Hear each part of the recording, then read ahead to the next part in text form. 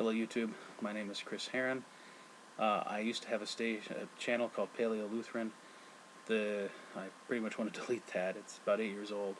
Many of my opinions have changed pretty substantially, but the current channel, what I'd like to use it for is for creating material related to education and analysis on things like theology and philosophy, history, and maybe book reviews or creative content for educational purposes. So let's say someone has a question on the nature of causation in Aristotle. I'd like to maybe make a video on that. These might be videos I can use to supplement the class I teach at Illinois Central College on comparative religions. Okay, so that's kind of what I want to use the channel for. Now my channel avatar, if you will, has been used to comment on areas related to comic books, huge comic book fan, but also politics. Political analysis is not really what I like to do, but at times I feel like I'm called to do it. So, with that being said, several channels that I like a lot from the political perspective would be Computing Forever, Sargon of Akkad, and Paul Joseph Watson. Those are just three, generally. Computing Forever I tend to listen to a little bit more often. He generates a lot more videos, I feel, and I really like his analysis, even though he and I would disagree on issues of theism. So, that being said, another reason the question you might ask is, why would this channel be necessary or appropriate? Well, my educational and work background provide a vast array of experience and content. So, for instance, my undergraduate degrees are in geology and biology, specialized in areas like comparative anatomy, evolutionary biology, and paleobiology. And then, when I became a master's student in biology at Bradley University, I started asking more theological, philosophical questions. And so, at the time, I figured, well, that's seminary, and that's being a pastor, right? So, at the time, I was a Lutheran in the Missouri Synod tradition, and so I dropped the master's. In retrospect, I should have finished it, but I dropped the master's and did an associate's in philosophy to prepare to go to seminary. Learned Greek in the summertime, and went to Concordia Theological Seminary in Fort Wayne for a year as a Master of Divinity student. Did very well. I thought it was extremely rigorous in both its content and its education, at the same time providing a good spiritual background to grow and develop. And so I was allowed to ask questions that I wouldn't be able to ask at a parish. And that led me to reconsider, and I'll maybe explain the story another time, to convert to Eastern Orthodoxy. And in so doing, though, not only did I give up any funding I was receiving to do that, but the switch to the Master of Arts program had no funding in general.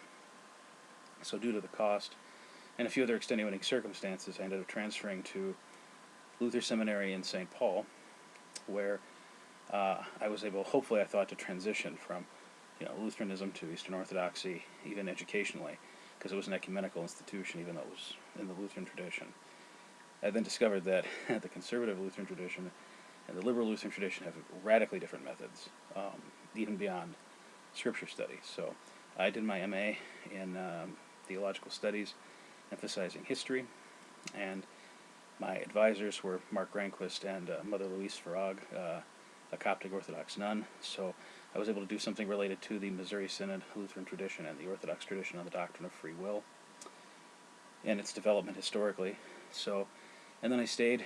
I got better education on the MTH than I did on the MA, but unfortunately I also missed out on going to maybe St. Vladimir Seminary with a close friend of mine. So anyway, finished my coursework in a Master of Theology program in systematic theology. So the second master's is kind of like a halfway point between an MA and a PhD in its requirements to kind of prep you for the doctoral programs. And I thought to do systematic theology because the goal was to do patristics, church fathers, and historical thought. But systematics drew me closer to more modern philosophical questions, especially relating to continental philosophy and phenomenology, while at the same time prepping me to do interplay of science and theology for my thesis. So my thesis involved looking at two theologians, one of whom is still living and is actually a cosmologist by scientific training, and still actively publishes in that field. So Thomas Torrance in the Scottish Reformed tradition, and Alexei Nesteruk in the Russian Orthodox tradition. And Nesteruk borrows from and develops Torrance in an Orthodox perspective. So that was my Master of Theology thesis, which I hope to publish at least a chapter of it, if not, hopefully fix up and monograph it. And there are a few other papers I'd like to, from my time as an MTH student, prepping for publication, because I think either they present a relatively new spin on an interpretation, or they do original work. So my thesis involved some fairly original work throughout the thesis. Now, as a result, though, so that's my educational background, I had to get a job full-time, because issues with the seminary and finances, as well as not keeping their buildings up, led to us being exiled from the dorms, and I had worked in the cafeteria, earning a small bit of income, but able to meet up with my loan money. And so, having to get a job living in an apartment, I was suckered into commission-only insurance sales. From there, though, even though I failed after 10 months, making barely $6K in St. Paul, I ended up going to Expert Global Solutions. At the time it was APAC. It's the world's largest outsourcing company. And I started off as a Medicare Part C phone sales rep. And they ended up making me into primarily a supervisor or a manager for the sales groups, and then eventually a trainer for that. And then, of course, I transitioned into a Microsoft account and then whatever. So, but that being said, insurance, especially life and health, I was selling health insurance online, over the phone, I should say, and managing those teams during Obamacare. So I've sold before and after. So I'm kind of aware of the issues arising from that. So, current political climate, I can probably say a little bit more about the nature of insurance, and how politicians have no clue how it actually works. But anyway, ended up moving home. Parents are getting up there in age, and wanted to keep an eye on them, and wanted to have a little bit more freedom to work on the thesis, because 60-hour work weeks plus tutoring on the side was difficult, and tutoring was about 4 hours on the weekend, because the student I was working with was doing Latin. They were from China, so they don't have a religious background. They were doing Old and New Testament, U.S. history, and then eventually British history, and then bio, which I didn't know he was having trouble with, but then eventually chemistry as well. I was helping him with tutoring. And since I had spent time substitute teaching in high schools, both after my undergrad and then when I first moved home, before I got the teaching gig at the college, was primarily in the sciences, mathematics too, which is funny because I hate math. So that's a little bit about me, why the channel might be important, why I provide a synthesis perspective, able to think both analytically for the sciences, and also able to think more intuitively with the theological and religion side. The ability to think in both realms, I feel, is useful, and so I still push myself. So to kind of ensure I understand how the students are learning, I'm doing edX classes or Coursera classes, or doing my own self-paced classes. So with that in mind, that's kind of what I tend to do. Other issues you might notice, I don't have any hair. I used to. I'll make another video at one point about being diagnosed with non-Hodgkin's lymphoma at the beginning of the year. So I'm currently about halfway between my chemo treatments. And learning about that, getting insurance when I moved home with no income or very little income was a nightmare, which again I can make a separate video on, as well as kind of the existential and medical issues that arose. So that's what I want the channel to be. That's who I am. For me right now, it's Holy Week, or not Holy Week. Wow, that's still a few weeks off. It's Lent. It's about just after the midpoint of Lent in 2017 for the Orthodox Church. I think the Western Church lines up with us this year too for some reason. Well, I know the reason, but it lines up.